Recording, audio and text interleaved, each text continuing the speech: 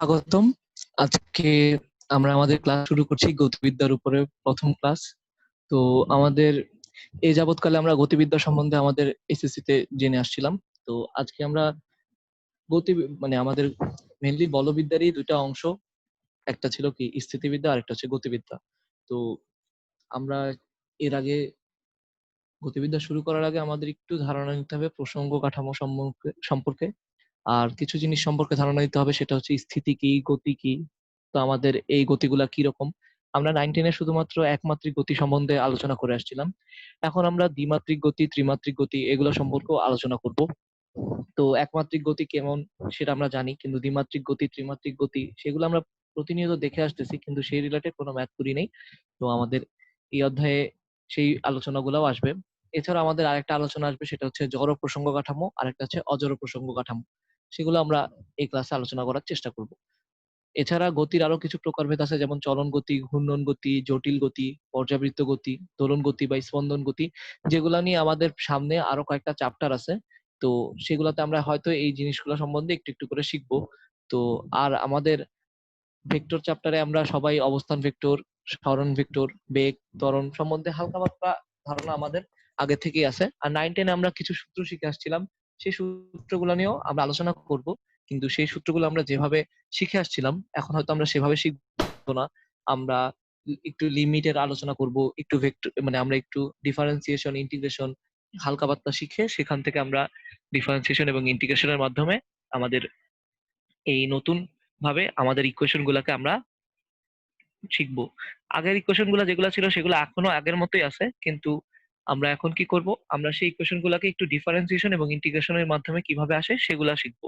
এছাড়াও আমাদের এই গতিবিদ্যা অধ্যায়ে আমাদের আরেকটা জিনিস জানা লাগবে, সেটা হচ্ছে আমাদের প্রাসের ইকুয়েশন গুলা শেখা, মানে দ্বিমাত্রিক গতির কি রকম ইকুয়েশন হয় সেই ইকুয়েশন গুলা শেখা। তো সেগুলো আমরা সামনের ক্লাসগুলোতে শিখবো। তো আমাদের সবার প্রথমে সেটা জানতে হবে, সেটা হচ্ছে দৃঢ় বস্তু, তারপরে জানতে হবে প্রসঙ্গ কাঠামো। আর কেউ যদি এর আগে আরেকটা জিনিস জানতে চায়, সেটা হচ্ছে স্থিতি বা আমাদের গতি কি। তো আমরা স্থিতি বলতে কি বুঝি, আমাদের কোনো একটা পারিপার্শ্বিক বস্তুর সাপেক্ষে, যেটাকে আমরা বলি দৃঢ় বস্তু, এই পারিপার্শ্বিক দৃঢ় বস্তুর সাপেক্ষে আমাদের সময়ের পরিবর্তনের সাথে সাথে যদি আমাদের অবস্থানে কোনো পরিবর্তন না হয়, তখন আমরা সেটাকে বলি কি স্থিতি। কি বলি, আমাদের কোনো সময়ের পরিবর্তন হচ্ছে কিন্তু আমাদের পারিপার্শ্বিক কোনো একটা বস্তুর সাপেক্ষে, যেটাকে আমরা বলি প্রসঙ্গ বস্তু বা যেটাকে বলি আমরা দৃঢ় বস্তু, সেই দৃঢ় বস্তুর সাপেক্ষে যদি আমাদের কোনো অবস্থান পরিবর্তন না ঘটে, তখন সেটাকে বলি আমরা স্থিতি। আর গতি কাকে বলি, সময়ের পরিবর্তনের সাথে সাথে এখন পারিপার্শ্বিক বস্তুর সাপেক্ষে যদি আমাদের অবস্থান পরিবর্তন ঘটে, তখন সেটাকে আমরা বলি গতি। তো আমাদের এই অধ্যায়ে আলোচনা মেনলি গতি নিয়েই হবে। তো এর মধ্যে আমরা 9-10 পড়ে আসছিলাম রৈখিক গতি বা একমাত্রিক গতি। আমরা কখনো 9-10 আমাদের চলার সময় দেখা গেছে যে আমাদের হয়তো বাঘ এখানে ছিল আর এখানে ছিল হরিণ। বাঘ হরিণ ধরার অঙ্ক আমাদের বোর্ড পরীক্ষায় খুবই ফেমাস অঙ্ক ছিল। তো বাঘ হরিণ কি করতো, এখানে সবসময় হরিণ একই বা বরাবর চলতো। তো হরিণ হরিণ এবং বাঘের যে বা আমাদের একটা বাস ছুটে যাচ্ছিল, তো সেখানে আমি হচ্ছে বাস ধরতে পারবো কিনা, এই অঙ্কগুলো আমাদের এসএসসি তে খুব বেশি আসতো পরীক্ষাগুলোতে। তো এই রকমের অঙ্ক আমরা করে আসছি। তো ওখানে সবসময় আমাদের গতিগুলো ছিল একমাত্রিক, মানে হচ্ছে আমি একটা সরলরেখা বরাবর যাচ্ছি, মানে আমার যে পিছন থেকে যে জিনিসটা আসবে বা আমি বা সংঘর্ষের অঙ্কগুলা যখন করছিলাম, মুখোমুখি সংঘর্ষ, সব সময় কি ছিল, আমাদের গতিগুলো ছিল একমাত্রিক, মানে হচ্ছে মুখোমুখি, মানে এদিক থেকে আসবো বা এই বরাবরই চলবো, সবসময় একটা লাইন বরাবর চলবো, মানে একটা অক্ষ বরাবর চলবো। আচ্ছা, তো সেই ক্ষেত্রে আমাদের এটা কি ছিল, আমাদের রৈখিক গতি, যেগুলো আমরা পড়ে আসছিলাম একমাত্রিক গতি। এখন আমাদের মানে রৈখিক গতির সংজ্ঞা যদি এভাবে চিন্তা করো, যদি কোনো সরলরেখা বরাবর গতিশীল থাকে বা সরলরেখার উপরই যদি সীমাবদ্ধ থাকে বস্তুর গতিটা, তখন সেটাকে আমরা বলি একমাত্রিক গতি। ধরো সোজা সড়কে আমাদের গাড়িগুলা যেমন চলতেছে, একটা যদি রাস্তা চিন্তা করি, একটা রাস্তার মধ্যে আমাদের গাড়িগুলা যেভাবে চলতেছে, সেই চলার পথটাকে ধরো আমাদের এখানে একটা বাস যাচ্ছে, এর পিছনে একটা কার যাচ্ছে, তো ওই ক্ষেত্রে কি হবে, আমাদের চলার গতিটাকে আমরা বলি সরলরৈখিক গতি বা একমাত্রিক গতি। এখন যদি আমরা দ্বিমাত্রিক গতি চিন্তা করি, দ্বিমাত্রিক গতিগুলা কি রকম হয়, যদি আমাদের কিভাবে উদাহরণ দেওয়া যায়, ধরো আমাদের একটা প্রাসের ইকুয়েশন, যদি একটা পিঁপড়া, যদি একটা পিঁপড়া চিন্তা করি, একটা টেবিলের উপর একটা পিঁপড়া যাচ্ছে। ধরো এখানে একটা টেবিল আছে, এরকম একটা টেবিল, এই টেবিলের মধ্যে কি আছে, দুইটা দিক আছে। ধরো একটা পিঁপড়া এই বরাবর এখান থেকে এদিক বরাবর যাচ্ছে, একটা পিঁপড়া সে হচ্ছে এই বরাবর, এই পিঁপড়াটা এই বরাবর এদিক বরাবর যাচ্ছে। তাহলে দেখো সে একসাথে কি হচ্ছে, মানে বা তুমি একটা ঘরের দেওয়াল বা মেঝেতে যদি চলা দেখো, যদি একটা পিঁপড়া বা একটা টিকটিকি যদি মেঝের আমাদের এই দেয়ালের উপর দিয়ে যাচ্ছে, তো দেখা যাবে সেক্ষেত্রে একসাথে টিকটিকিটা দুই দিক বরাবর দূরত্ব অতিক্রম করছে। একটা হচ্ছে এক্স এক্সিস বরাবর এদিক বরাবর, আর একটা হচ্ছে ওয়াই এক্সিস বরাবর। ধরো আমাদের দুইটা অক্ষ যদি থাকে, তো একটা যদি এক্স এক্সিস হয় আর একটা যদি ওয়াই এক্সিস হয়, তো যদি টিকটিকিটা এই বরাবর বা বেকাতারা কোনো একটা পথে যাচ্ছে, উম, বা একটা পিঁপড়া আমাদের মেঝের উপর দিয়ে যাওয়ার যদি আমরা পথ চিন্তা করি, তখন সেই চলাটা অবশ্যই কি হবে, আমাদের একটা দ্বিমাত্রিক গতি। আচ্ছা, আর আমরা যদি চিন্তা করি ত্রিমাত্রিক গতি কিরকম, ভাই একটা মাছি উঠতেছে, সেই মাছিটা, সেই মাছির ওড়াটা অবশ্যই কি হবে, একটা ত্রিমাত্রিক গতি। কারণ কি মাছিটা একটা শূন্যে ভাসতেছে, বা ধরো একটা পাখি উঠতেছে। তো আমাদের এই ত্রিমাত্রিক গতি নিয়েও আলোচনা হবে, ঠিক আছে। অথবা আমরা যদি চিন্তা করো দ্বিমাত্রিক গতি, যদি আমরা চিন্তা করি কি রকম হচ্ছে, ধরো তুমি হচ্ছে ফুটবল খেলতেছো বা মেসি ফুটবল খেলতেছে, মেসি একটা বলকে কি করলো, এখান থেকে কিক করলো, এখানে একটা গোল পোস্ট ছিল, সেই গোল পোস্টে আমাদের কি হবে, মেসির গোল ঢুকবে কিনা। তো ধরে নাও যে এখানে মেসির গোল পোস্ট ছিল, তো এই গোল পোস্টে ধরো মেসিটা শট করলো, শটটা হচ্ছে হাওয়াতে ভেসে, এই যে ধরো এই পথ বরাবর ভেসে ভেসে ভেসে ভেসে সে এখানে পড়লো। তো দেখো সে একসাথে কি এই এক্স অক্ষ বরাবরও যাচ্ছে, তো আর কি পাশাপাশি ওয়াই অক্ষ বরাবরও যাচ্ছে। তো এই ধরনের গতিগুলা কি আমাদের দ্বিমাত্রিক গতি। আর ত্রিমাত্রিক গতিগুলা কি, আমরা ত্রিমাত্রিক গতি যদি চিন্তা করি, ধরো পাখি উঠতেছে, তো পাখি তো মুক্ত হয়, মানে এক্স অক্ষ ওয়াই অক্ষ জেড অক্ষ যে কোনো দিক বরাবর যেতে পারে। তো আমাদের এটা তো আমাদের ক্লিয়ার হয়ে গেল। এবার আসি প্রসঙ্গ কাঠামো নিয়ে একটু কথা বলি। তো প্রসঙ্গ কাঠামোর মধ্যে কি কি জিনিস আছে ভাই, ধরো আমরা যদি কোনো একটা বিন্দুকে, আমরা একটু সুন্দর একটা স্লাইডে যাই, আমরা একটা অন্য কালার ইউজ করি। ধরো কোনো একটা বিন্দুকে আমরা যদি মূল বিন্দু চিন্তা করি, ধরো তোমাদের এই যে স্ক্রিনটা দেখতেছো সেটা কিন্তু একটা দ্বিমাত্রিক স্ক্রিন, ঠিক আছে। তোমরা, আমরা যদি একটা চিন্তা করতাম একটা, মানে আমরা একমাত্রিক বলতে কি বুঝি, একমাত্রিক বলতে বুঝে যার শুধুমাত্র কি আছে, দৈর্ঘ্য আছে, তাই তো। আর দ্বিমাত্রিক বলতে বুঝে যার দৈর্ঘ্য প্রস্থ দুইটাই আছে, আর ত্রিমাত্রিক বলতে বুঝায় দৈর্ঘ্য প্রস্থ উচ্চতা তিনটাই আছে। তো প্রসঙ্গ কাঠাগুলার কাঠামোর মধ্যে আমরা 9-10-এ কি পড়ে আসছি, আমরা 9-10-এ সরলরেখা করছিলাম, সেখানে ছিল আমাদের এক্স এক্সিস, আমাদের এদিক বরাবর ছিল এক্স এক্সিস, এদিক বরাবর ছিল ওয়াই এক্সিস। তো সেখানে আমরা কি করতাম, কোন একটা বিন্দু নিলে সেটা কি হতো, এই বিন্দুটা হতো এক্স আর ওয়াই। তাহলে এই ধরনের কাঠামোগুলো হচ্ছে আমাদের, অবশ্যই আমরা কি করতাম, সেখানে একটা জিনিসকে মূল বিন্দু সেট করে দিতাম, এটা সেটাকে আমরা বলতাম জিরো মূল বিন্দু। তো এখন আমরা সেম জিনিসটাই করব। কিভাবে করব, এই যে জিরোটা মূল বিন্দু স্থাপন করে দিছিলাম, সেটা কি ছিল, একটা অবশ্যই কোন একটা বিন্দুকে আমাকে, আমরা কিন্তু বাস্তব জীবনে কোনো গতি আসলে কি আমাদের, বা আমরা কিন্তু সবাই ঘুরতেছি, তো আমাদের আসলে পরম বলে কোনো গতি বা কোনো স্থির বলে কিছু নাই। তো আমরা কি করি, আমরা হচ্ছে যে কোনো একটা জিনিসকে, আমরা আগে যে কোনো একটা দৃঢ় বস্তুকে, ধরো একটা টেবিল, একটা চেয়ার বা একটা রাস্তা বা কোনো একটা পার্ক বা পৃথিবীর পৃষ্ঠ বা সূর্য, ছায়াপথ, যে কোনো একটা জিনিসকে আমরা কি করি, আমরা একটা মূল, সেখানে একটা মূল বিন্দু স্থাপন করে দিই। ধরো তোমরা যে এখানে এখন বসে এই ক্লাসটা দেখতেছো, তোমরা অবশ্যই একটা, ধরো ধরে নাও আমরা একটা রুমে বসে ক্লাস দেখতেছি। তো রুমের যদি ওয়ালের কোণার দিকে তাকাও, তুমি দেখবা যে রুমের ওয়ালের কোণা, যদি তুমি কোনো কোণার দিকে তাকাও, দেখবা যে সেখানে তিন দিকে, একটা হচ্ছে একদিকে হচ্ছে এরকম যাচ্ছে, আরেক দিকে হচ্ছে এরকম যাচ্ছে, আরেক দিকে হচ্ছে এরকম করে চলে গেছে। তোমাদের রুম গুলা যদি তোমরা দেখো, তো সেখানে তোমরা যদি দেখতে পাও, সেখানে হচ্ছে তিনটা দিকে চলে গেছে। এইদিকে ধরো আমি ওয়ালের কোণা দেখলাম, সে একটা এদিকে চলে গেছে, একটা এদিকে চলে গেছে, একটা এদিকে চলে গেছে আমাদের। তো সেখানে আমাদের তিনটে অক্ষ আছে। আর তোমরা যখন খাতার দিকে দেখবা, সেই খাতার মধ্যে দেখবা, আমাদের খাতার মধ্যে যদি একটা পেজ চিন্তা করি, সেই পেজের একটা কোণা যদি চিন্তা করি, এই যে আমাদের আমাদের এই কোণাটা যদি চিন্তা করো, উপরের কোণা, তো দেখো এখানে একটা এদিকে গেছে আর একটা এদিকে গেছে। তো এই ক্ষেত্রে আমাদের কয়টা অক্ষ আছে, দুইটা অক্ষ আছে। আর আমরা যদি সাধারণ একটা দাগ দিই, সেই দাগের মধ্যে কয়টা অক্ষ আছে, একটা অক্ষ আছে। তো আমরা তো অক্ষ বুঝি আশা করি। তো প্রসঙ্গ কাঠামোটা হচ্ছে এরকম একটা জিনিস, যে কোন একটা দৃঢ় বস্তু সাপেক্ষে কোন স্থানে কোন একটা বিন্দু বা বস্তুকে যদি আমি সুনির্দিষ্ট করে দিই, তো ওইটাকে আমরা বলবো প্রসঙ্গ কাঠামো। এখন একমাত্রিক প্রসঙ্গ প্রসঙ্গ কাঠামোর মধ্যে তাহলে আবার তিন রকম আসবে। একটা হচ্ছে একমাত্রিক প্রসঙ্গ কাঠামো, একটা আসবে দ্বিমাত্রিক প্রসঙ্গ কাঠামো, একটা আসবে ত্রিমাত্রিক প্রসঙ্গ কাঠামো। তো একমাত্রিক প্রসঙ্গ কাঠামোটা কেমন হবে, একমাত্রিক প্রসঙ্গ কাঠামোর মধ্যে কেবলমাত্র কি যেটার দৈর্ঘ্য আছে, মানে যেটা শুধুমাত্র একদিক বরাবর যাবে, সেটা হচ্ছে একমাত্রিক প্রসঙ্গ কাঠামো। মানে আমরা যেসব অঙ্কগুলো আগে করে আসতাম, যে একটা বাঘ হরিণকে ধরতেছে, বা আমরা একটা বাসে চড়বো, তো বাস চলে যাচ্ছে, আমি পিছন থেকে দৌড়াচ্ছি, আমি কি বাস ধরতে পারবো কিনা, বা আমরা এই অঙ্কগুলা করে আসছি যে একটা গাড়ি দুইবারের বেশি মিনিট, মানে একটা গাড়ি পিছনে সামনে ছিল, পরে অপর একটা গাড়ি পিছন থেকে এটাকে অতিক্রম করছে, পরে দেখা গেছে এই গাড়িটা আবার তাকে অতিক্রম করতেছে, বা করতে পারবে কিনা, কয়বার মিলিত হবে, এরকম অঙ্ক আমরা 19 করে আসছি। তো ওখানে আমাদের গতিগুলা যেই আমরা কি করতাম, সেখানে আমাদের সবকিছু ছিল একটা অক্ষ বরাবর। তো আমাদের কোন একটা, এইখানে যদি আমি একটা কোন একটা বিন্দুকে মূল বিন্দু স্থাপন করে দিই একটা অক্ষ বরাবর, সেটার সাপেক্ষে আমি যদি এইখানকার কোন চলার গতিপথটাকে ইয়া করি, এই বিন্দুটাকে যদি বলি এক্স নট, আর এই বিন্দুটাকে যদি এক্স, তাহলে আমাদের এই দুই বিন্দুর পার্থক্যটা কি হবে, এক্স মাইনাস এক্স নট। তো আমরা এইভাবে করে সরণ বের করে ফেলতে পারি।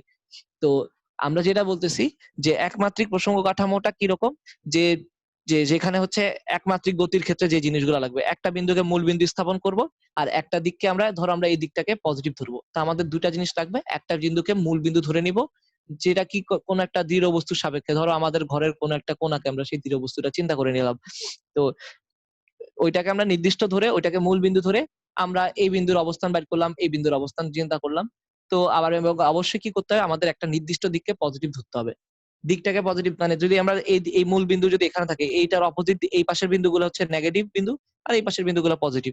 তো একদিকে গেলে পজিটিভ ধরবো, আরেকদিকে গেলে নেগেটিভ ধরবো। তো এরকম করে আমাদের একমাত্রিক প্রসঙ্গ কাঠামোটা আইসা পড়ছে। তারপর আসে আমাদের দ্বিমাত্রিক প্রসঙ্গ কাঠামো। আমরা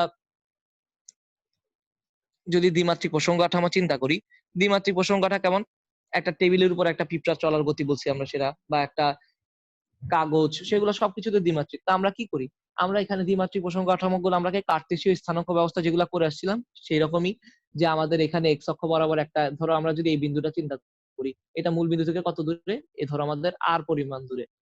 তো দেখো আমাদের এটা তাহলে এক্স অক্ষ বরাবর কতটুকু গেছে, এক্স অক্ষ বরাবর সেটা এক্স একক পরিমাণ গেছে, এবং ওয়াই অক্ষ বরাবর সেটা ওয়াই একক পরিমাণ। ধরো এক্স অক্ষ বরাবর এইটা, এই যে এখানে একটু পরিমাণ গেছে, আর ওয়াই অক্ষ বরাবর সেটা কতটুকু গেছে, এক্স অক্ষ বরাবর সেটা এই পরিমাণ গেছে। দেখো এখানে ওভাররাইট করে দিলাম, এক্স অক্ষ পরিমাণ একটু গেছে, আর ওয়াই অক্ষ পরিমাণ সেটা এই পরিমাণ গেছে। তো আমরা এটাকে বলবো কি, এক্স আর ওয়াই। তো আমরা যদি এখানকার স্থানাঙ্ক ব্যবস্থার মধ্যে দেখি, তাহলে যে স্থানাঙ্ক ব্যবস্থায় দুইটা জিনিস থাকবে, মানে কি এক্স অক্ষ, মানে দুইটা অক্ষ থাকবে। কোন একটা কণা যদি কোন একটা সমতলে চলে, তো সেই কোন সমতলে মানে কণার যে চলার জন্য আমাদের তলে অবশ্যই সমতল, তলে অবশ্যই দুইটা থাকবে, এক্স অ্যাক্সিস, মানে তলে অবশ্যই দুইটা জিনিস অক্ষ থাকবে, দৈর্ঘ্য প্রস্থ, যেটা নিয়ে আমরা তল চিন্তা করি। তো এই তলের কোন বস্তুর অবস্থান যদি আমরা মানে অবস্থান নিয়ে আমরা যদি কাজ করতে চাই, সেটার হয়তো বেগ সরণ হতে পারে, সেটারই কি হতে পারে, বেগ হইতে পারে, বা সেটা কি হতে পারে, আমাদের ত্বরণ হইতে পারে।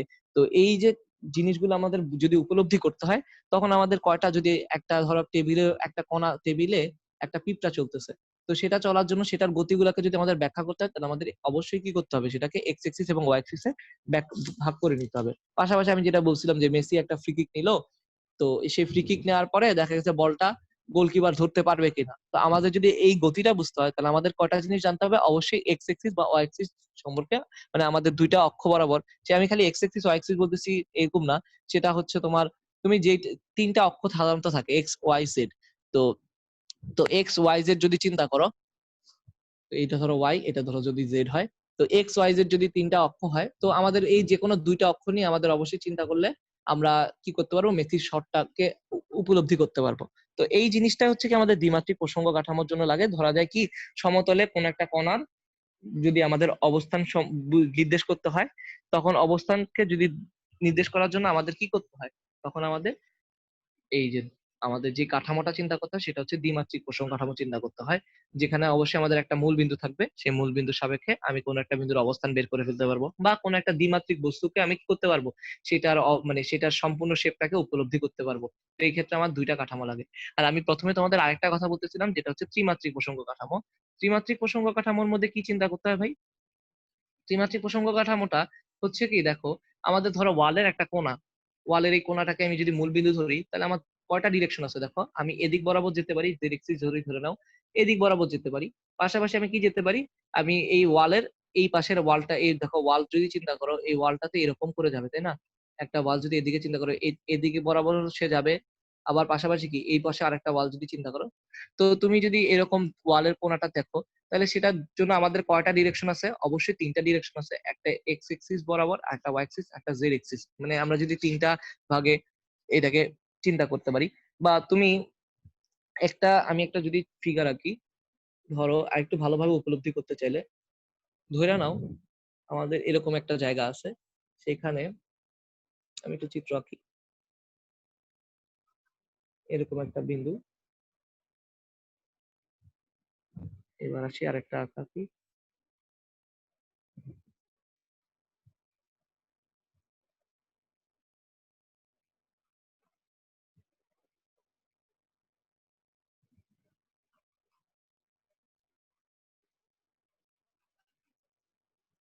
ধরে নাও আমাদের এই বিন্দুটা যদি আমাদের চিন্তা করতে হয়, তাহলে এই বিন্দুটার মধ্যে যদি হয়, এটা যদি আমাদের এক্স এক্সিস হয়, এটা যদি আমাদের ওয়াই এক্সিস হয়, আর এটা যদি আমাদের জেড এক্সিস হয়, তাহলে চিন্তা করে দেখো আমাদের কয়টা অক্ষ লাগবে এখানে।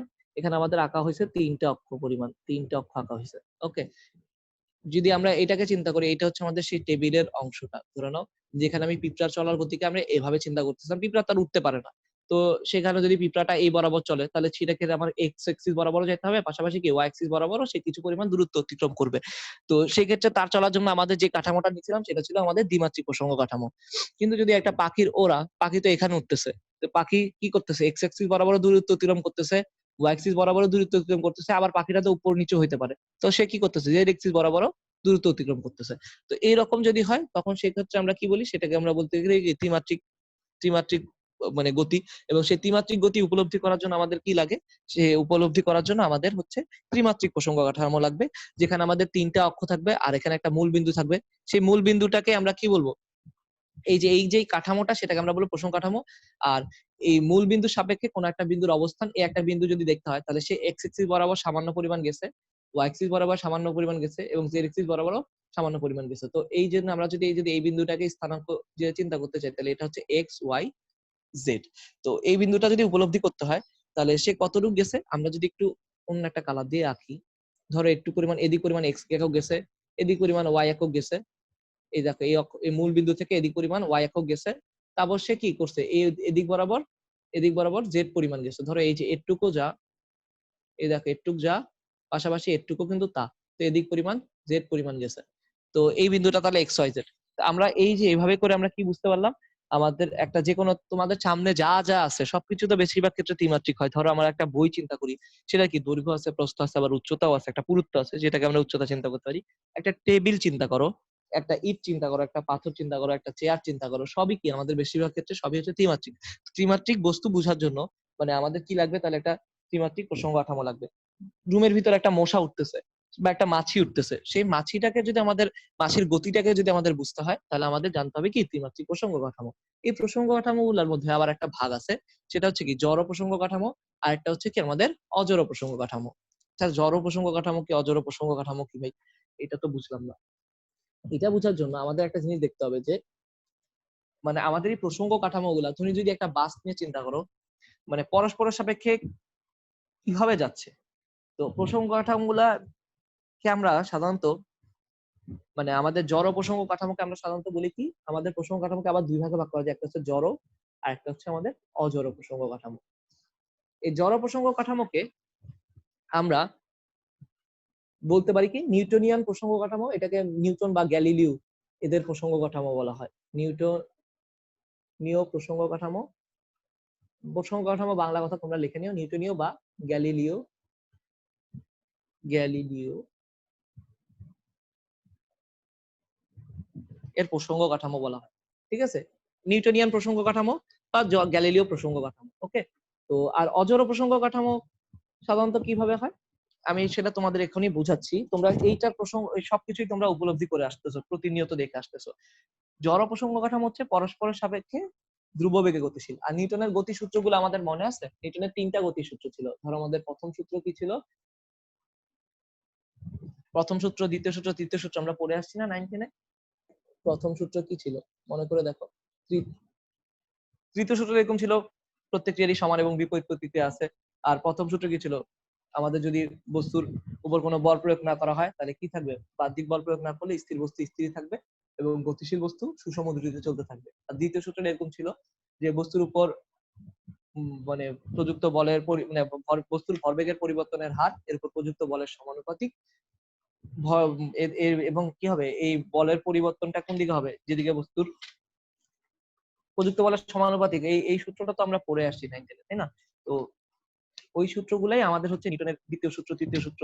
তো এবং আমাদের আরেকটা জিনিস সেখানে আমরা বলের জিনিসপত্র পড়ে আসার সময় আরেকটা জিনিস পড়ছিলাম যে বল যেদিকে ক্রিয়া করে বস্তুর ভরবেগের পরিবর্তনও সেদিকে হবে। এবং আমাদের সেখানে বলগুলো মানে আমাদের বলছিল ক্রিয়া প্রতিক্রিয়া বল জোড়া জোড়া ক্রিয়া করে। এই জিনিসগুলো আমরা 9 10 পড়ে আসছি। তো এই প্রথম দ্বিতীয় তৃতীয় সূত্র, এই সূত্রগুলা যে কাঠামোতে কি থাকে, এই সূত্রগুলা কিন্তু জড় প্রসঙ্গ কাঠামো এবং অজড় প্রসঙ্গ কাঠামো দুইটার মধ্যেই কিন্তু খাটে। কিন্তু জড় প্রসঙ্গ কাঠামো হলো সেই প্রসঙ্গ কাঠামো যেখানে নিউটনের গতি সূত্রগুলো অর্জন করা যায় এবং তারা পরস্পরের সাপেক্ষে ধ্রুব বেগে গতিশীল। ধরো এখানে একটা প্রসঙ্গ কাঠামো আছে, এখানে আরেকটা প্রসঙ্গ কাঠামো আছে। ধরো তুমি এই প্রসঙ্গ কাঠামোগুলো পরস্পরের সাপেক্ষে হচ্ছে ধ্রুব বেগে গতিশীল। ধ্রুব বেগ মানে হচ্ছে বেগের পরিবর্তনের হবে না।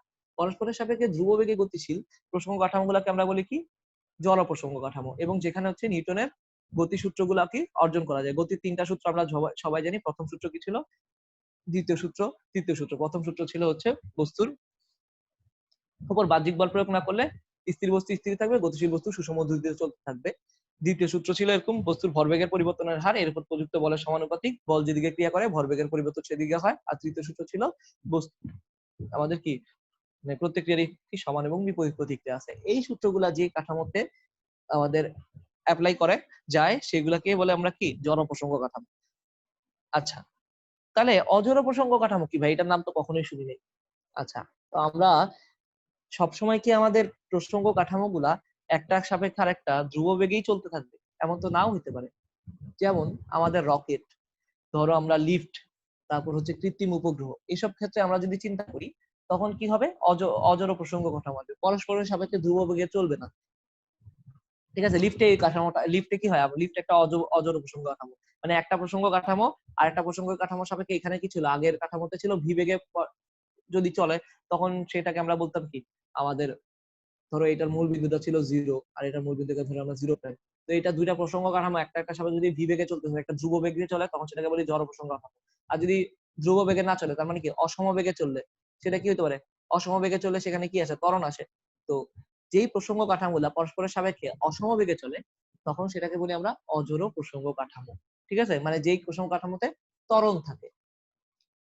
এটা নিয়ে আমাদের সেকেন্ড পেপারে একটা অধ্যায় আছে, এই যে অজড় প্রসঙ্গ কাঠামোর এই যে যতটুকু কথা বললাম এটা নিয়ে আমাদের একটা অধ্যায় আছে যেটা নিয়ে আমরা বলি আধুনিক পদার্থবিজ্ঞান, যেখানে আমাদের মানে এই অজড় প্রসঙ্গ কাঠামোগুলা নিয়ে সেখানকার সূত্র, ভর আমাদের কি কাল দীর্ঘায়ন, তারপর হচ্ছে কি দৈর্ঘ্য সংকোচন এবং আমাদের ভর বৃদ্ধি, এই জিনিসগুলা ওখানে আমাদের শিখবো আমরা। এখন আমরা এইসব নিয়ে আলোচনা করব না, আমরা এখন আরেকটা জিনিস নিয়ে আলোচনা করব, সেটা হচ্ছে আমাদের গতি কয় রকমের আছে। তোমাদের কাছে অনেকের কাছে মনে হইতেছে ভাই এগুলা কেন পড়তেছি, এগুলো আমাদের লাগবে কারণ আমরা গতি যদি সম্পূর্ণভাবে উপলব্ধি করতে চাই তাহলে আমাদের এই প্রসঙ্গ কাঠামোগুলো একটু ভালোভাবে বুঝে নিতে হয়। সবার বেসিকটা এই জায়গাতেই দুর্বল থাকে যে আমরা কোন ধরনের গতি কখন কি রকম হচ্ছে সেগুলো সম্বন্ধে যদি ধারণা না থাকে তাহলে আমরা আসলে বুঝতে পারি না যে কি হচ্ছে আসলে, মানে কোন গতি থেকে কখন ইউজ করব, কোন সূত্র কখন ইউজ করব। তো আমাদের গতি মেনলি 5 প্রকার। একটা হচ্ছে কি, যেটাকে প্রথম গতি রাখা হচ্ছে আমরা চলন গতি, বা যেটাকে বলা হয় স্থানান্তরিত গতি বা ট্রান্সলেটরি গতি, মানে ট্রান্সলেটরি মোশন।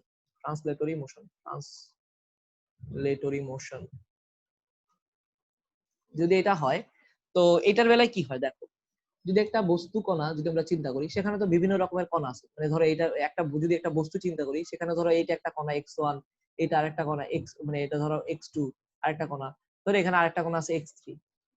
তো যেই ধরনের গতিতে ধরো আমাদের এইটা একটা বস্তু, এই বস্তুটা চলতেছে, এই বস্তুটা এদিকে মুভিং, ধরো আমাদের এদিকে আমাদের এই বস্তুটা মুভিং, যদি মুভিং থাকে তো এমন ভাবে চিন্তা করো, যদি এখানে আরেকটা কণা চিন্তা করলাম, এই যে x3 কণাটা, এটা এটা x1 কণা x3 কণা যখন চলতেছে, চলার সময় এমন ভাবে চললো যে সবগুলা বস্তু সমান সময়ে সমান দূরত্ব অতিক্রম করলো। ধরো এটা এ বিন্দু ছিল, এখানে আরেকটা এই বস্তুটাই আসছে এবং এটা এ প্রাইম বিন্দুতে যখন বস্তুটা চলে আসছে, এই বিন্দু থেকে বস্তুটা যখন এ বিন্দু থেকে এ প্রাইম বিন্দুতে আসছে, একটু বড় আঁকা উচিত ছিল, ধরে নাও এ প্রাইম বিন্দুতে আসছে, তখন বস্তু কণার এই যে ধরো x1 বন্ধু, x1 টা যতটুকু সরছে x3 টাও ঠিক ততটুকু পরিমাণ সরতেছে। তখন যদি এরকম হয় তখন সেটাকে, বা x2 যতগুলা কণা আছে সবগুলা কণা যদি সমান পরিমাণ সরে তখন সেই ধরনের গতিকে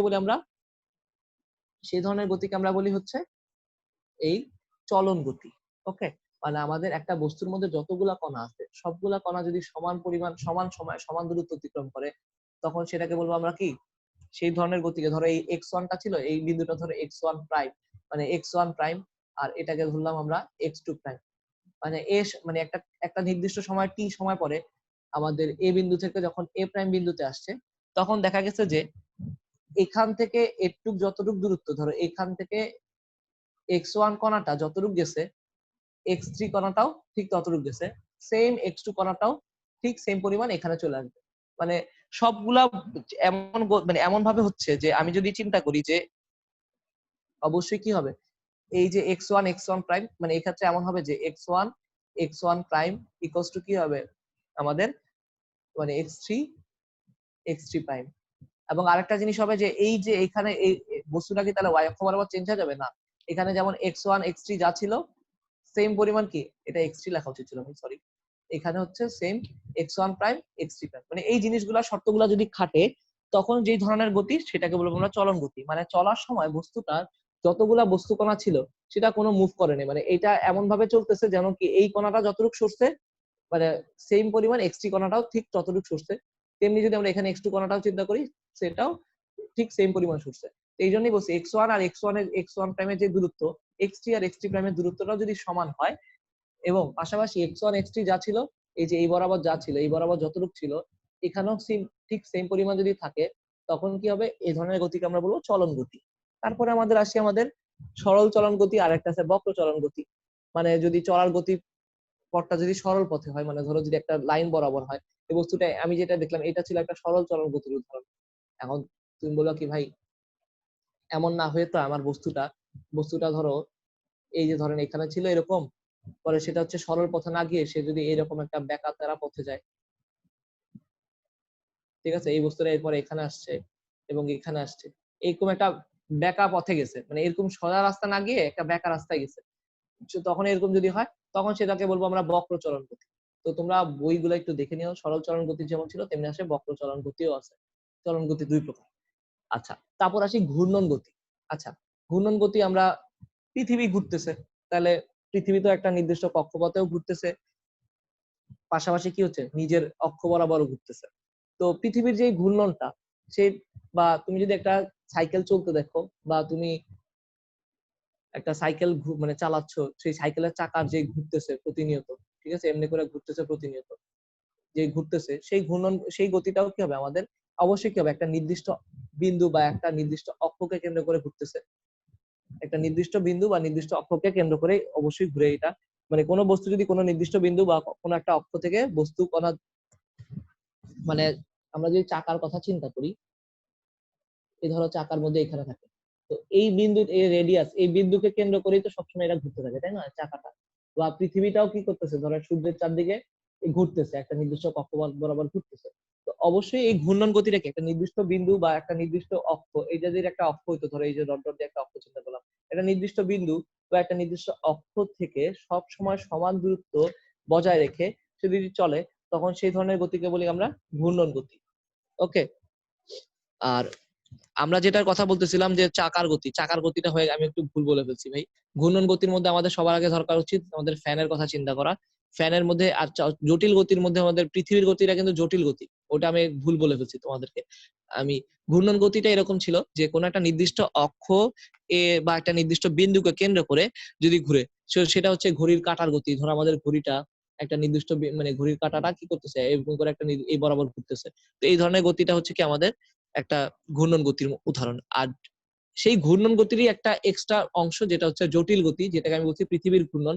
পৃথিবীটা কিভাবে ঘুরতেছে, পৃথিবীটা একই সাথে কি হচ্ছে, একই সাথে তো নিজের একটা, দেখো সে কক্ষপথে একটা দূরত্ব, এই যে কক্ষপথ বরাবরও ঘুরতেছে, পাশাপাশি কি সে নিজের অক্ষ বরাবরও ঘুরতেছে, ঠিক আছে। পৃথিবীটা নিজের অক্ষ বরাবরও যেমন ঘুরতেছে, পাশাপাশি কি একটা কক্ষপথ বরাবরও ঘুরতেছে। এই যে এই ধরনের গতিগুলা কি সাধারণত কি হয়, এই ধরনের গতিগুলোকে সাধারণত জটিল গতি বলা হয়। ওকে, যেমনি চাকার কথা আমি চিন্তা করছি, এই যে একটা সাইকেলের চাকার কথা বলছি, সেই সাইকেলের চাকাটা কি হয় একটা নির্দিষ্ট অক্ষ বরাবরও তো ঘুরতেছে, ঠিক আছে, আবার কি পাশাপাশি সে কি করতেছে সামনে দূরত্ব অতিক্রমও করতেছে। তো যেই সব গতির মধ্যে একই সাথে সামনে দূরত্ব অতিক্রমও করে, পাশাপাশি কি একটা নির্দিষ্ট অক্ষ বরাবর ঘুরে, তখন মানে দুই রকমের গতি থাকে। ধরো তুমি এই সাইকেলের চাকার কথা না চিন্তা করো, ধরে নাও এখানে একটা একটা চাকা ছিল, সেই চাকাটাকে তুমি যদি ছেড়ে দাও, সে কি করবে? গড়াবে অবশ্যই। সে একই সাথে ঘূর্ণন গতিও দিবে, পাশাপাশি কে দিবে? চলন গতিও দিবে। জটিল গতিগুলো হচ্ছে সাধারণত এরকম যে একসাথে ঘূর্ণন প্লাস হচ্ছে চলন, মানে সেখানে দুই রকমের শক্তি থাকবে, একটা হচ্ছে ঘূর্ণন গতি শক্তি আর একটা হচ্ছে রৈখিক গতি শক্তি। বা তো ঘূর্ণন গতি থাকবে, পাশাপাশি কি থাকবে? আমাদের চলন গতি, দুইটাই যদি থাকে তখন সেটাকে আমরা বলি কি? সেটাকে আমরা বলি হচ্ছে জটিল গতি। আমি একটু উদাহরণ দেওয়ার সময় একটু ভুল উদাহরণ দেখেছিলাম। ঘূর্ণন গতিটা হচ্ছে আমরা যদি সাধারণ ঘূর্ণন গতি চিন্তা করি, সেক্ষেত্রে আমাদের ফ্যান আমাদের যদি বাতাস দিতেছে উপরে, চিন্তা করো সেই ফ্যানের গতিটা হবে কি আমাদের ঘূর্ণন গতি। বা তুমি যদি একটা কি বলো, একটা ঘড়ির কথার দিকে তাকাও, সেই ঘড়ির মধ্যে আমাদের সেকেন্ড কাঁটাটা ঘুরতেছে, সেই গতিগুলো হবে কি আমাদের ঘূর্ণন গতি। ওকে, তো এই ধরনের জিনিস আমরা বুঝে ফেলছি। সেই ঘড়ির কাঁটার উদাহরণটা এরকম দেওয়া যায়, সেই ঘড়ির কাঁটার উদাহরণটা আবার পর্যাবৃত্ত গতির মধ্যেও পড়ে। সে যেমন ঘূর্ণন গতির মধ্যে পড়ে, পাশাপাশি আরেক ধরনের গতির মধ্যে পড়ে, সেটা হচ্ছে পর্যাবৃত্ত গতি। পর্যাবৃত্ত গতি কি? কোনো একটা গতিশীল বস্তু যদি মানে গতিপথটা যদি এমন হয়, গতিপথের কোনো একটা নির্দিষ্ট বিন্দুকে বারবার একই দিক থেকে অতিক্রম করতেছে। ধরি ঘড়ির কাঁটাটা এখান থেকে ঘুরে ঘুরে আসে, ধরে এই বিন্দু থেকে ঘুরে ঘুরে আবার কি আসছে, এই ধরনের এই বিন্দুতে আবার ফেরত আসছে, তাই না? ঘড়ির কাঁটার গতিগুলো এমন হয় যে একটা নির্দিষ্ট বিন্দু থেকে যাত্রা শুরু করে আসে, আবার ওই বিন্দুকে একটা নির্দিষ্ট দিক থেকে অতিক্রম করে। তো সেই ধরনের গতিগুলোকে আমরা বলি পর্যাবৃত্ত গতি। সেই গতিপথ কি হতে পারে? বৃত্তাকার হতে পারে, উপবৃত্তাকার হতে পারে, সরলরৈখিক হতে পারে, যে কোনো রকম হতে পারে। মানে সূর্যের চারদিকে যে পৃথিবীর গতিগুলা, সেটাকেও আমরা বলতে পারি কি? একটা পর্যাবৃত্ত গতি বলতে পারি। মানে গতির এই যে এক এক রকমের গতিগুলা আবার একটা একটার সাথে যে ইন্টার কানেক্টেড, এটা বোঝার জন্যই আমরা এই কথাগুলা বলতেছি। যে গতিশীল বস্তু যদি গতিপথের কোনো একটা নির্দিষ্ট বিন্দুকে একটা নির্দিষ্ট সময় পর পর নির্দিষ্ট দিক থেকে অতিক্রম করে, তখন সেই ধরনের গতিগুলোকে আমরা বলি পর্যাবৃত্ত গতি। ধরো আমাদের ঘড়ির কাঁটাটা এখান থেকে যাত্রা শুরু করলো, 12টা থেকে যাত্রা শুরু করে আবার কি ফেরত এসে সে এই নির্দিষ্ট দিক থেকে একটা নির্দিষ্ট বিন্দুকে একটা নির্দিষ্ট দিক থেকে চললো।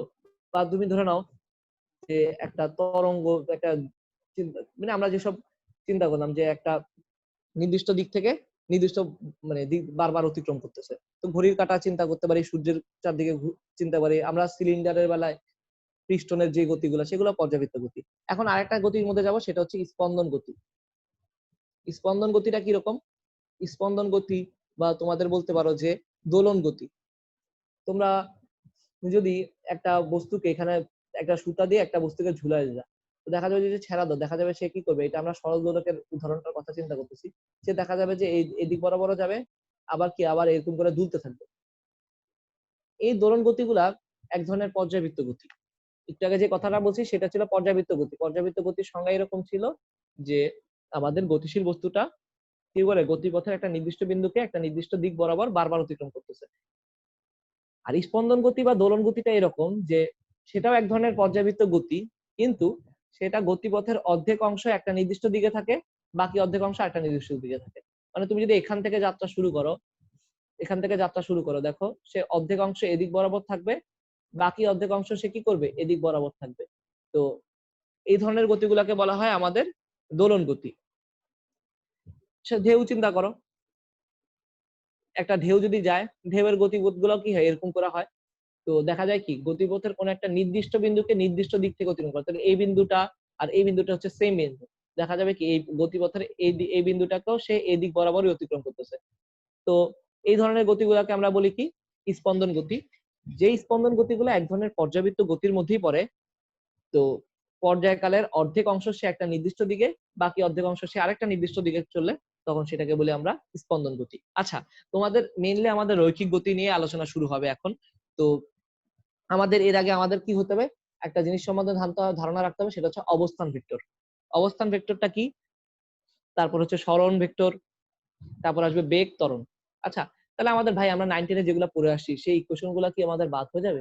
না, মোটেও বাদ হবে না। 9 10 আমরা পড়ে আসছি s = vt, যেটা ছিল সমবেগের মানে সমবেগের জন্য ছিল। তারপর আমাদের ত্বরণের জন্য ত্বরণের ইকুয়েশন আমরা জানতাম কি a = বেগের পরিবর্তনের হার, এরকম পড়ে আসছিলাম আমরা। তারপর আমরা আরেকটা ইকুয়েশন বলছিলাম v = মানে এই ইকুয়েশনটাকেই তো এখানে লেখা যায় u + at, এগুলো পড়ে আসছি। তারপর v = পড়ে আসছি u² + twice as। তারপর আমরা আরেকটা পড়ে আসছি s = u + v/2 into T, এটা কিন্তু ত্বরণের ইকুয়েশন, তাই না? U plus V by two into T, এইটাও পড়ে আসছি। পাশাপাশি আমরা আরেকটা ইকুয়েশন পড়ে আসছি, সেটা কি ছিল আমাদের? S equals to u t plus half a t square. এই জিনিসগুলো পড়ে আসছি। তাহলে এগুলা কি বাদ হয়ে গেছে? না, আমরা এই ইকুয়েশন গুলোই প্রুফ করব। সেই প্রুফ করার জন্য আমরা এই প্রসঙ্গ কাঠামো সম্বন্ধে ধারণা নিলাম। পাশাপাশি হচ্ছে আমরা এখন নতুন ভাবে প্রুফ করব। এখন আমরা ভেক্টরের মাধ্যমে প্রুফ করব, এবং ভেক্টরের মাধ্যমে প্রুফ করার পাশাপাশি সেগুলা ডিফারেন্সিয়েশন এবং ইন্টিগ্রেশনের সহায়তা নিব। তো আগে যেভাবে প্রমাণ করতাম এখন আর সেভাবে সংজ্ঞার মাধ্যমে প্রমাণ করার চেষ্টা করব না, আমরা হচ্ছে ভেক্টরের সাহায্য নিব। সেটার জন্য আমাদের কি লাগবে? আচ্ছা, আরেকটা ইকুয়েশন ছিল যেটা হচ্ছে টি তম সেকেন্ডের ইকুয়েশন। টি তম সেকেন্ডে কতটুকু দূরত্ব যায়, এটা ছিল টি তম সেকেন্ডের দূরত্বের ইকুয়েশন। টি তম সেকেন্ডের দূরত্ব, এটাও পড়ে আসছিলাম, তাই না? এটার মধ্যে পড়ে আসছিলাম কি ছিল? U plus half a twice t minus 1, এই সূত্রটাও তো পড়ে আসছি। এছাড়া গড় বেগের ইকুয়েশন পড়ে আসছিলাম, তাই না? গড় বেগ কি ছিল? সরণের পরিবর্তন বাই হচ্ছে সময়ের পরিবর্তন, তাই না? এটাও তো পড়ে আসছিলাম গড় বেগ। আরেকটা জিনিস পড়েছিলাম গড় বেগ সরণের পরিবর্তন, সরি মানে গড় বেগ ছিল অবস্থানের পরিবর্তন, সরি ভুল বলছি, অবস্থানের পরিবর্তন বাই হচ্ছে আমাদের মানে সময়ের পরিবর্তন, তাই না?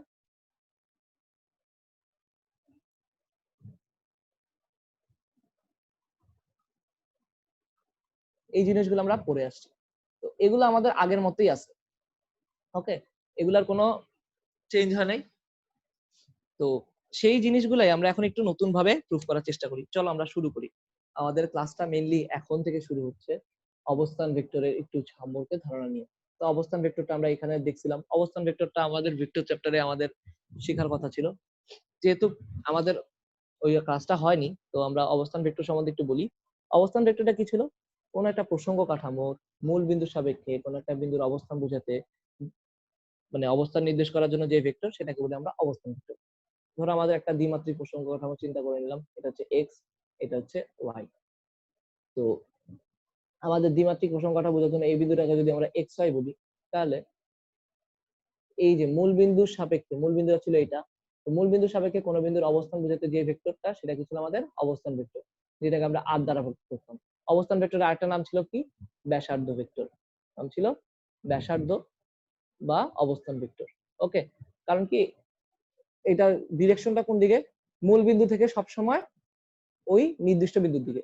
ওকে, তো এবং আমাদের আরেকটা জিনিস জানা ছিল যে আমাদের অবস্থান ভেক্টর গুলোর পাশাপাশি আমাদের আরেকটা জিনিস জানা ছিল, সেটা কি ছিল? আমাদের আয়ত একক ভেক্টর। আয়ত একক ভেক্টরটা কি ছিল ভাইয়া? আমাদের এক্স অক্ষ, ওয়াই অক্ষ এবং জেড অক্ষ, এই তিনটা অক্ষ যেগুলো ছিল, এই তিনটা অক্ষ বরাবর আমাদের একক ভেক্টর ছিল। এক্স অক্ষ বরাবর একক ভেক্টরটা কি? আই একক ভেক্টর। ওয়াই অক্ষ বরাবর একক ভেক্টরটা কি? জে একক ভেক্টর। জেড অক্ষ বরাবর একক ভেক্টরটা হচ্ছে কি? একক ভেক্টর। তো আয়ত একক ভেক্টর যদি আমাদের ঠিক থাকে, তো আমরা যদি তাহলে এইখান থেকে কি লিখতে পারি? কোথায় গেল আমাদের এই যে অবস্থান ভেক্টর, যদি আমরা এখানে চিন্তা করি, তাহলে এই এইটাকে যদি পি বিন্দু বলি, এই ওপিটাকে আমরা কি লিখতে পারতাম? আমরা ওপিটাকে আমরা লিখতে পারতাম এক্স আই প্লাস হচ্ছে আমাদের ওয়াই জে, এটা আমরা লিখতে পারি। অবস্থান ভেক্টরের ধারণা যদি আমাদের থাকে, তো আমরা সেখান থেকে লিখতে পারি যে তো এক্স আই। বা যদি আমাদের এটা একমাত্রিক হতো, আমরা যদি এখানে একমাত্রিক হতো, একমাত্রিক হলে কি লিখতে পারতাম? মানে জাস্ট একটা এক্স অক্ষ বরাবর আছে, এটা এক্স অক্ষ, এখানে জাস্ট একটা বিন্দু আছে, সেটা হচ্ছে এখান থেকে এক্স পরিমাণ দূরে আছে। তো এই যে এখান থেকে এই মূল বিন্দুটা ছিল এটা, তো মূল বিন্দুর সাপেক্ষে এই যে এটুকু হচ্ছে আমাদের আর ভেক্টরটা। ওকে, তো আর ভেক্টরকে আমরা লিখতে পারতাম এরকম যে এক্স আই। তো এই ক্ষেত্রে ছিল আমাদের, এটা ছিল একমাত্রিকের জন্য, এর আগে আমরা দ্বিমাত্রিকেরটা দেখে ফেলছি অলরেডি। আর ত্রিমাত্রিকের জন্য যদি চিন্তা করি, এখানে একটা কোন একটা বিন্দু আছে, সেই বিন্দুটা ছিল কত? এই বিন্দুটা যদি এক্স ওয়াই জেড বলি, তাহলে আমাদের অবস্থান ভেক্টরটা কি হবে? অবস্থান ভেক্টরটা হচ্ছে আমাদের আর ভেক্টর, যেটাকে আমরা এই যে একটা অন্য একটা কালার দিয়ে সূচিত করি। তো এটাকে লাল কালার দিয়ে বললাম, এটা পি বিন্দু, এই বিন্দুটা ধরলাম, ওইটা বাদ দাও। তো এখান থেকে এই বিন্দুর অবস্থান ভেক্টরকে আমরা বলবো কি? ওপি ভেক্টর, যেটাকে আমরা বলি ওপি ইকুয়ালস টু আর, যেটাকে আমরা বলি X I plus Y J, আর একটা হচ্ছে আমাদের কি? Z K. এটা যদি এরকম হয়, ওপি যদি আর হয়, এটা আমরা এখন আমরা আরেকটা জিনিস জানি কি, আমাদের অবস্থান ভেক্টর আইডিয়া ক্লিয়ার। অবস্থান ভেক্টর হচ্ছে কি, মূল বিন্দুর সাপেক্ষে যে ভেক্টর দিয়ে কোনো বিন্দুর অবস্থান নির্দেশ করা হয় সেটাকে আমরা বলবো অবস্থান ভেক্টর। কোনো একটা প্রসঙ্গ কাঠামোর মূল বিন্দুর সাপেক্ষে যে ভেক্টর দিয়ে কোনো বিন্দুর অবস্থান নির্দেশ করা হয় সেটাকে বলি আমরা অবস্থান ভেক্টর। তো অবস্থান ভেক্টরকে আমরা আর দ্বারা সূচিত করি। আচ্ছা, এবং এটার এককটা কি হবে ভাই? অবশ্যই একটা কি দৈর্ঘ্য, তো অবশ্যই এটা কি হবে, একটা একক হবে মিটার। আর যদি আমরা মাত্রা চিন্তা করি, মাত্রা হচ্ছে আমাদের এল। ওকে, এটা গেছে। আচ্ছা, তাহলে অবস্থান ভেক্টরটা শিখে লাভ কি হয়েছে? সরণের সংজ্ঞায় আসি। সরণ হচ্ছে অবস্থান ভেক্টরের পরিবর্তনকে বলি আমরা সরণ। কোন বিন্দুর অবস্থান ভেক্টরের পরিবর্তনকে আমরা আগে সরণের সংজ্ঞা ছিল পড়ছিলাম কি, সরণের সংজ্ঞা তো এভাবে পড়িনি। তো সরণের সংজ্ঞাটা এরকম হবে যে কোনো বস্তুর অবস্থান অবস্থান ভেক্টরের পরিবর্তনকে সরণ বলবো। অবস্থান ভেক্টরের পরিবর্তনকে কি বলবো? অবস্থান ভেক্টরের পরিবর্তনকে বলবো আমরা সরণ।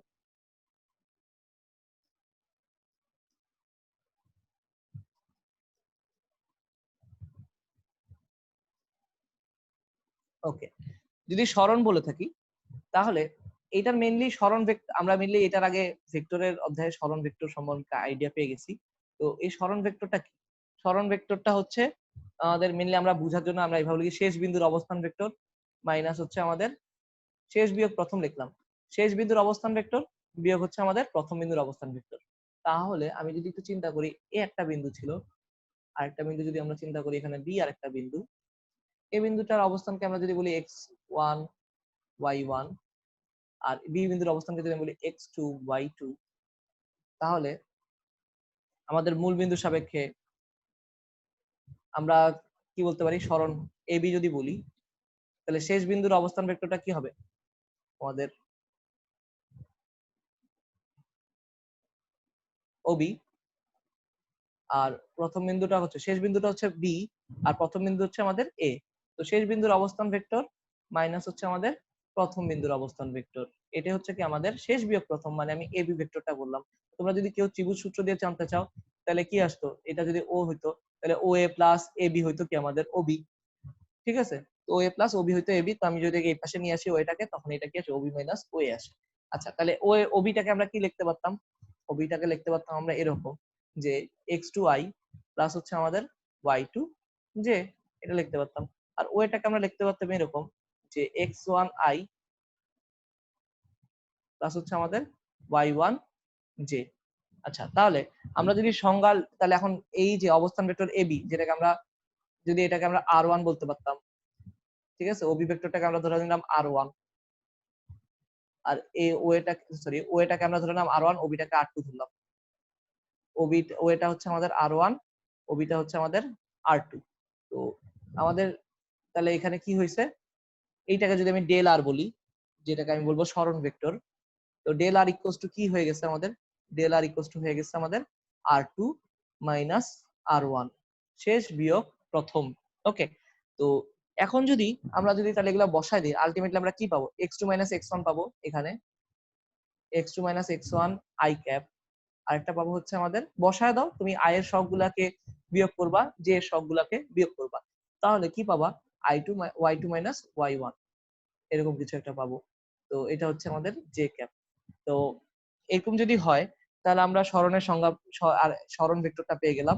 সরণ ভেক্টরটাকে আমরা তো সরণ, আমাদের ভেক্টর রাশি স্কেলার রাশি সম্বন্ধে তো আইডিয়া আছে, দূরত্ব ছিল আমাদের স্কেলার আর সরণ ছিল কি আমাদের ভেক্টর। তেমনি দ্রুতি ছিল স্কেলার, বেগটা ছিল আমাদের ভেক্টর, আর আরেকটা কি ছিল, ত্বরণটা ছিল ভেক্টরই।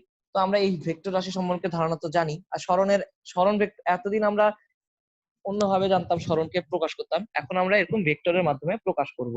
তো আর আমাদের যে জিনিসটা আমরা জানতাম যে সব এই যে সরণ বেগ আমরা কি বলতাম, বেগকে আমরা সরণ ভেক্টরের পরিবর্তনের হার, মানে সরণের পরিবর্তনের হার বলতাম, তাই না? তো এখন আর সেইভাবে সংজ্ঞা দিলে হবে না, সেভাবে এখন সংজ্ঞা দিলে সেটাকে বুঝাবো আমরা, মানে এইভাবে সংজ্ঞা দেয়া যাবে না, আমাদেরকে সময়ের ব্যবধানটাকে খুব ক্ষুদ্র হিসেবে আনতে হবে। তো আমরা সেই আলোচনায় আজকে যাব না, কারণ সেই আলোচনায় আমাদের জানার জন্য আমাদের হচ্ছে বেগের ইকুয়েশন গুলা যদি প্রুফ করতে হয়, বা আমাদের যদি ত্বরণের ইকুয়েশন গুলা প্রুফ করতে হয়, তখন এই যে ইকুয়েশন গুলা যেগুলো আছে সেগুলো যদি আমাদের প্রুফ করতে হয়, তাহলে আমাদের হালকা একটু লিমিটের ধারণা জানতে হবে, পাশাপাশি হচ্ছে ডিফারেন্সিয়েশনের ধারণা জানতে হবে। ডিফারেন্সিয়েশনের ধারণা জানতে হবে, আর একটা হচ্ছে আমাদের ইন্টিগ্রেশনের ধারণা জানতে হবে। ইন্টিগ্রেশন, তো ওই ধারণাগুলো আমরা নিব আস্তে ধীরে। তো এর আগে আমরা আরেকটা জিনিস করে আসি, সেটা হচ্ছে এই যে সরণের এককটা কি হবে ভাই? অবশ্যই কি মিটার হবে, আর এবং এটার মাত্রা কি হবে? মাত্রা হবে এল। এটা হচ্ছে মাত্রা, এটা হচ্ছে আমাদের একক, এসআই একক। ওকে, আচ্ছা। তো আমরা 9-10 এ যেসব জিনিস শিখে আসছি সেগুলোর একটু আলোচনা করি, যেহেতু আমাদের আজকের ক্লাসে আমরা একটু গভীর দিকে যাইতে পারবো না। তো যেহেতু আমাদের এত নলেজ নাই লিমিট সম্পর্কে বা ডিফারেন্সিয়েশন সম্পর্কে, ইন্টিগ্রেশন সম্পর্কে, আমরা সেই সম্পর্কে হালকা ধারণা নিব নেক্সট ক্লাসে। তারপর আমরা হচ্ছে আমাদের ইকুয়েশন গুলাকে প্রুফ করার চেষ্টা করব। আজকে আমরা অবস্থান ভেক্টর এবং সরণ সম্বন্ধে আমাদের চিন্তাগুলো ক্লিয়ার করলাম। এবার আমরা 9-10 এর একটু গ্রাফ গুলা পড়ে আসি। আমরা 9-10 এ এরকম একটা অঙ্ক আবার খুব বেশি করতাম, সেটা হচ্ছে এরকম দেয়া থাকতো, তারপর এরকম দেয়া থাকতো, তারপর এরকম দেয়া থাকতো। তো আমরা সেই জিনিসগুলো একটু বোঝার চেষ্টা করি। ওকে, তো আমাদের এটা কি বনাম দিব? ধরো আমাদের এটা হচ্ছে ভি বনাম আমাদের টি এর গ্রাফ। ওকে, তো আমরা কি করতাম, আমাদের এই এই জিনিসগুলো আমাদের বোঝা দরকার। তাহলে এই সময় গাড়িটা কিসে চলতেছিল, এই সময় গ্রাফ দিয়ে আমাদের অনেক অঙ্ক আসতো, আমাদের এই ভ্যালুটা বলে দেওয়া থাকতো, এখানে এই সময়টা বলে দেওয়া থাকতো, এই সময়টা বলে দেওয়া থাকতো, এটাও বলে দেওয়া থাকতো। আমরা এই অঙ্কটা অনেকবার করে আসছি 9-10 এ।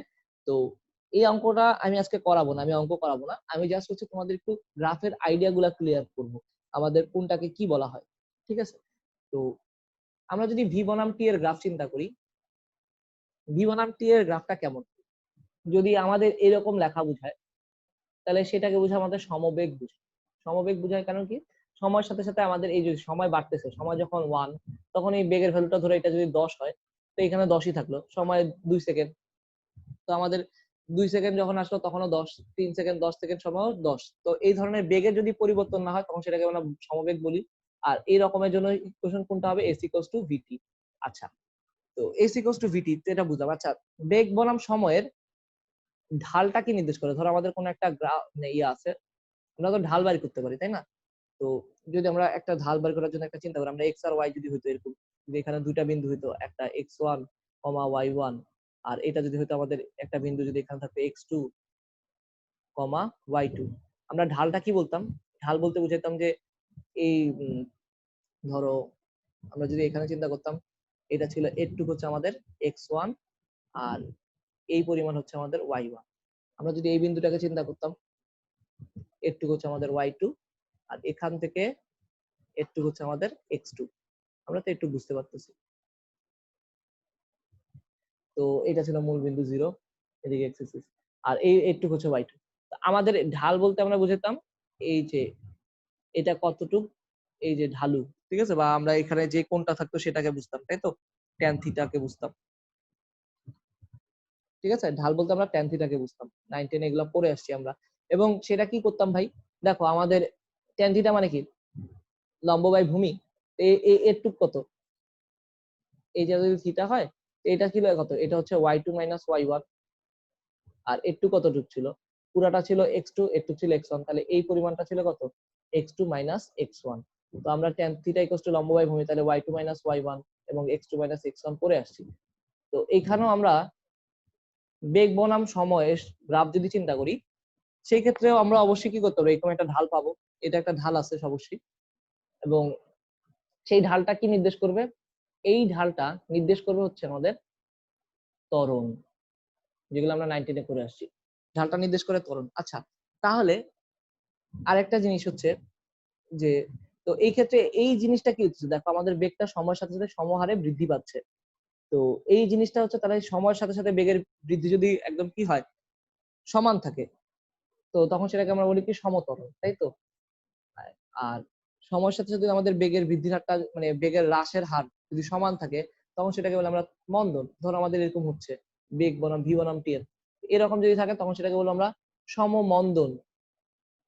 ওকে, তাহলে মানে এখানে হচ্ছে বেগটা সমান হারে হ্রাস পাচ্ছে, তখন সেটা আমরা জানতাম। আচ্ছা, তাহলে বেগ বনাম এই ধরো ভি বনাম টি এর গ্রাফে আমাদের এই যে ক্ষেত্রফলটা আসে, এই ধরো এখানে একটা ক্ষেত্রফল চিন্তা করলাম, এই ক্ষেত্রফলটা কি নির্দেশ করে ভাইয়া? ক্ষেত্রফলটা নির্দেশ করে হচ্ছে আমাদের এই যে গ্রাফের এরিয়া আন্ডার দা কার্ভ, ঠিক আছে, এটাকে আমরা কি বলবো? এটাকে বলবো আমরা সরণ, ঠিক আছে। ক্ষেত্রফলটা নির্দেশ করে সরণ, ঢাল নির্দেশ করে কি? ত্বরণ। ভি বনাম টি এর গ্রাফ। তাহলে আমরা যদি চিন্তা করি, এইটুক বরাবর ছিল আমাদের সমত্বরণ, এই অংশ বরাবর এ ধরো ও থেকে এ পর্যন্ত হচ্ছে সমত্বরণ, এবার বি পর্যন্ত হচ্ছে কি সমবেগ, আর এরপরে বি থেকে সি তে, আমি তো এখানে রাখছি, একটু অংশ হচ্ছে কি আমাদের সমমন্দন। তোমরা আমার সাথে লিখে নাও। আর এটার ক্ষেত্রফলটা নির্দেশ করে কি? সরণ। এই যে O A B C, O A B C এর ক্ষেত্রফলটা কি নির্দেশ করবে? Area of the O A B C, সেটা হবে কি আমাদের ও এ বি সি, এটা হবে আমাদের সরণ। আর এখানকার ঢালগুলা, এই যে এইখানকার ঢাল, এইখানকার ঢাল, এগুলা নির্দেশ করে, এইটার ঢাল নির্দেশ করবে ত্বরণ, এটা ঢাল নির্দেশ করবে মন্দন। তো এগুলো তোমরা পারবা। আচ্ছা, ভি বনাম টি এর গ্রাফ তো আমরা পারি, তাহলে এস বনাম টি এর গ্রাফ একটু চিন্তা করি। এস বনাম টি এর গ্রাফ, এস বনাম টি এর গ্রাফ যদি আমরা চিন্তা করি, এস বনাম টি তে কি বোঝা যায় ভাই? যদি এরকম হয় তাহলে আমরা সেটা কি বুঝি? সমা এটাকে বোঝায় কি? এটা যদি হয় তাহলে মানে আমাদের দূরত্বটা সময়ের সাথে দূরত্বের পরিবর্তন যেটা হচ্ছে সেটা কি সমহারে হচ্ছে, মানে একদম সমানভাবে বৃদ্ধি পাচ্ছে দূরত্বের পরিবর্তনটা। সেই ধরনের এটাকে আমরা বলি তখন সমবেগ। এই ধরনের জিনিসটাকে আমরা বলি কি? এই যে এখানে যেটা হয় সেটা বেগ, এটা হচ্ছে সমবেগ। এরকম গ্রাফের শেপ যদি এরকম হয় তখন সেটাকে বলি আমরা সমবেগ। আচ্ছা, আর এই ক্ষেত্রে আমাদের ঢালটাকে নির্দেশ করে বেগ। এস বনাম টি এর গ্রাফে, এস বনাম টি এর গ্রাফ, এটার বেলায় ঢালটাকে নির্দেশ করে, এই ঢালটা হচ্ছে আমাদের বেগ, ঢালটা হচ্ছে বেগ। তাহলে মানে এস বনাম টি এর ঢাল হচ্ছে বেগ। আর এইরকম শেপ যদি থাকে তখন সেটা হচ্ছে আমাদের সম, এই ধরনের শেপ হচ্ছে সমবেগ। আচ্ছা, তাহলে এস বনাম টি এর গ্রাফে ত্বরণ কিভাবে বোঝায়? এস বনাম টি এর গ্রাফে ত্বরণটা কেমন হবে? ত্বরণের গ্রাফটা হবে এরকম করে। আমরা যদি ত্বরণে চলার সময় আমরা বিন্দুগুলা নিয়ে বিভিন্ন সময়ে সরণের মানগুলা নিয়ে যদি একটা গ্রাফ প্লট করি তখন সেটা হবে এরকম। এটা বোঝাবে কি আমাদের সমত্বরণ। ওকে, আচ্ছা, তাহলে তোমাদেরকে যদি আমরা জিজ্ঞেস করি এস বনাম টি এর গ্রাফে যদি একটা স্ট্রেট লাইন থাকে তাহলে এটা কি নির্দেশ করে? একটু মাথা ভেবে বলো। যে সময়ের সাথে সাথে আমাদের সরণের পরিবর্তন যদি না হয় তাহলে বস্তুটা কি বলা যায়? স্থির বলা যায়। যদি কখনো এরকম দেয় এস বনাম টি এর গ্রাফে তাহলে সেটা হচ্ছে স্থির। সমবেগ, সমত্বরণ বুঝে ফেললাম। আচ্ছা, তাহলে মন্দন কিভাবে হয়? ভাই মন্দনের সময় তো গাড়িটা কিছু পরিমাণ দূরত্ব অতিক্রম করে, তো সেই ক্ষেত্রে আমাদের গ্রাফটা কিরকম হয়? গ্রাফটা হবে এরকম, ঠিক আছে। এস বনাম টি এর গ্রাফটা যদি এরকম হয় তখন হচ্ছে আমাদের সম মন্দন, কারণ ওই সময় তো আমাদের কিছু মন্দন তো বেগ পরিবর্তন, বেগটা কমতেছে, কিন্তু কি কিছু পরিমাণ বেগ কমলেও তো আমাদের কিছু পরিমাণ দূরত্ব হচ্ছে। তো সেই ক্ষেত্রে আমাদের গ্রাফটা হয় সমমন্দনের গ্রাফ এরকম হয়। তো জাস্ট যদি তোমাদেরকে আমি যদি এভাবে বলে একটা একটা এঁকে দেখাই, জাস্ট এরকম বললো, তারপর এরকম বললো, তারপর এরকম বললো, জাস্ট ধরো এখান থেকে এই পরিমাণ থেকে এরকম দিল, তারপর হচ্ছে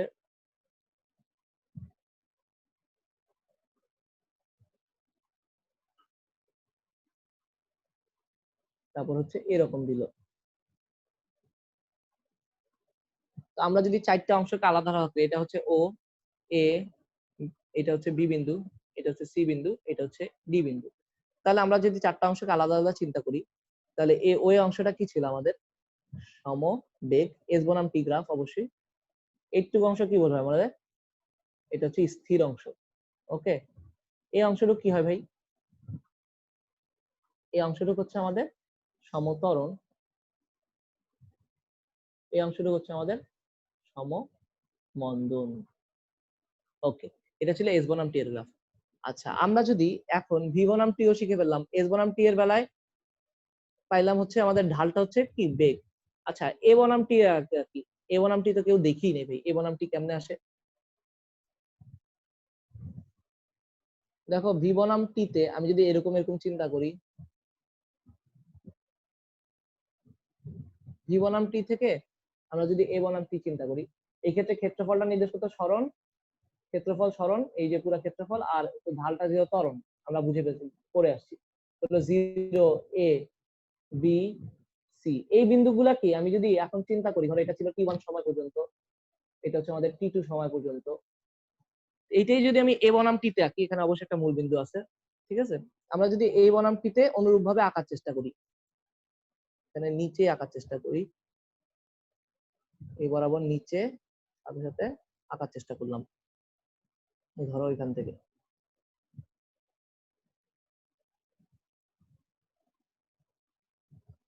এই বিন্দুটাকে আমরা এরকম করে দেওয়ার চেষ্টা করলাম। ওকে ওকে, দেখো আমাদের এখানে কি, এটা হচ্ছে এ বনাম টি। এখন এ বনাম টিতে গ্রাফটা যদি এরকম থাকে তাহলে হচ্ছে সমতরণ। এ বনাম টি এর গ্রাফ যদি এরকম থাকে সমতরণ, তাহলে যদি স্থির বুঝাইতে চাই বা সমবেগ বুঝাতে চাই, সমবেগের জন্য কি হয়, সমবেগে যদি চলে, সমবেগে যদি চলে তাহলে অবশ্যই কি হবে, এ জিরো। সমবেগে কি এ জিরো, বা স্থিরের বেলাও কি, স্থিরের বেলাও এ জিরো। মানে ধরো তুমি এই পয়েন্ট থেকে এই পয়েন্টে এরকম দেখাইলা, দুইটা বিন্দুতে এটা দেখাইলে এর ভ্যালু হচ্ছে জিরো, মানে গাড়িটা এরকম চলতেছিল সমতরণে, তারপর কি হয়েছে সমবেগে চলে আসছে, তখন কি হবে এরকম, এই ধরো এই পয়েন্ট থেকে, ধরো আমাদের এ পয়েন্ট থেকে বি পয়েন্ট, এই এ বি অংশে গাড়িটা কি হবে, এ বি অংশে যদি দেখো এটা তো ছিল সমতরণ, আর এই এ বি অংশ এটা কি হচ্ছে, এটা হয়তো পারে স্থির অর সমবেগ। আচ্ছা, আর যদি তুমি মন্দন বুঝাইতে চাও, মন্দনের জন্য এর ভ্যালু কি হয়, মন্দনে এ ইকুয়ালস টু নেগেটিভ, তখন কি হবে আমাদের, তখন কি রকম হবে চিত্র তুই যদি চিন্তা করি, দেখো উপরের দিকটা যদি হয় পজিটিভ, তাহলে এই নিচের দিকটা কি হবে নেগেটিভ, তাহলে মন্দনের জন্য কেমন হবে গ্রাফ, গ্রাফ হবে এরকম, এটা হচ্ছে মন্দন বুঝাবে। ওকে আচ্ছা, আমাদের তাহলে যদি এই গ্রাফটাকে আমি যদি এখানে এ বনাম টিতে আঁকি, চিন্তা করো ওই অংশে গাড়িটা কি ছিল, সমতরণে ছিল। তো সমতরণের মানটা কেমনে বের করা যাবে, ত্বরণের মানটা হচ্ছে ঢাল থেকে বের করা যাবে, এই ঢাল বের করে ফেললে কি হবে আমাদের, ত্বরণ এসে পড়বে, ঢাল হবে ত্বরণ আর ক্ষেত্রফলটা হচ্ছে সরণ। তো ঢাল বের করে ফেলবা, ঢালের যে মানটা বের হবে সেটা হচ্ছে কি আমাদের ত্বরণ, ত্বরণের ভ্যালুটা আমরা এখানে প্লট করে দিলাম। তারপরে এটা কতটুকু সময় পর্যন্ত ছিল, টি1 সময় পর্যন্ত, এই যে টি1 সময় আমাদের এখানে, টি1 সময়, এই টি1 সময় পর্যন্ত আমরা আইকা ফেললাম ত্বরণের ভ্যালু। আচ্ছা এরপরে কি হচ্ছে দেখো, টি1 সময় গাড়িটা শুরু হয়ে গেছে এ বিন্দু থেকে গাড়ি বি বিন্দু পর্যন্ত, গাড়িটা হচ্ছে সমবেগে চলা শুরু করছে। তো টি1 থেকে টি2 সময় ওটা গাড়িটা হচ্ছে সমবেগে চলছে, সমবেগে ত্বরণের মানটা শূন্য না, তাহলে টি1 সময় তো শুরু হয়েছে, এই জন্য সাথে সাথে গাড়িটা কোথা থেকে চলে আসবে, এই যে এখানে কি আসবে, এখানে জিরোতে নেমে যাবে, বেগটা জিরোতে নেমে এইখান থেকে একটু পরিমাণ হচ্ছে কি করবে আমাদের এটা শূন্য বেগে চলে গেছে। এই টি2 থেকে সেটা টি3 সময় পর্যন্ত দেখা গেছে, মানে এটা শূন্যতে এটা এখানে জিরো, এই যে এবি অংশে যেটা ছিল, এবি অংশকে আমরা যদি রেপ্লিকেট করি তাহলে এখানে একটু চলে আসবে, যে আমাদের এখানকার ত্বরণটা শূন্য, তাহলে এবি অংশে গাড়িটা ত্বরণ শূন্য আমরা বসাই দিলাম অংশ। তারপর যদি আমাদের টি2 থেকে এই যে টি2 সময় পর্যন্ত এটা চলে আসছে, টি2 থেকে টি3 সময় পর্যন্ত যদি চিন্তা করি, তাহলে এখানে কি আমাদের মন্দন চলছে, তাহলে এখানকার ঢাল বের করে ফেললে যে ঢালের মানটা একটা নেগেটিভ আসবে, সেই মানটা আমরা এখানে কি করব, সেটা চলে আসবে এই বরাবর, অবশ্যই কি এইখান থেকে এটাকে জয়েন করে দিতে হবে, তোমাদের এই বরাবর লাইনটা জয়েন করে দিতে হবে, একদম স্ট্রেট লাইন জয়েন করে দিবা। তারপর এই যে টি2 থেকে টি3 সময় পর্যন্ত মন্দনের মানটা এদিকে যাবে, তারপর এই যে টি3 সময় এসা এটা জিরোতে নেমে গেছে, আবার দেখো টি3 সময় এটা স্থির হয়ে গেছে না গাড়িটা, এই জন্য এটার গ্রাফটা এরকম। এটা আমি যখন এনডিসি তে ছিলাম তখন আমাদের প্রথম কুইজে এই প্রবলেমটা দিছিল, এটা আসলে কোনো কঠিন প্রবলেম না, জাস্ট টি1 সমতরণ, তারপর এখানে সমবেগ আর সম মন্দন। জাস্ট আমি যেটা বলতে চাইতেছি যে তোমাদের যে মাথায় রাখতে হবে যে কোনটার বেলায় কি, ঠিক আছে। সমতরণ মানে এখানে এখানে তো স্ট্রেট লাইন হলো সমতরণ, স্ট্রেট এরকম যদি একদম লাইন এ যদি জিরো হয় তখন এই বরাবরটা হয় সমবেগ হবে অথবা স্থির হবে, এই ক্ষেত্রে আমাদের এটা সমবেগ ছিল, এই জন্য সমবেগ বসাই দিলাম। আর যদি লাইনটা এই বরাবর থাকতো তখনও কিন্তু লাইনটা এখানেই হতো, স্থির হয়ে যেত। তো যাই হোক এটা গেছে। আর এখানে এ বনাম টি এর ক্ষেত্রফলটা কি নির্দেশ করে, এখানকার ক্ষেত্রফলটা হচ্ছে আমাদের, এখানকার ক্ষেত্রফলটা নির্দেশ করবে হচ্ছে আমাদের বেগ, ক্ষেত্রফল হচ্ছে ভেলোসিটি, ক্ষেত্রফল হচ্ছে বেগ। তো আজকের ক্লাস আমাদের একটু কি, আমরা নেক্সট ক্লাস থেকে হচ্ছে বেগের ইকুয়েশন প্রুফ করা শুরু করব। ওকে, থ্যাংক ইউ।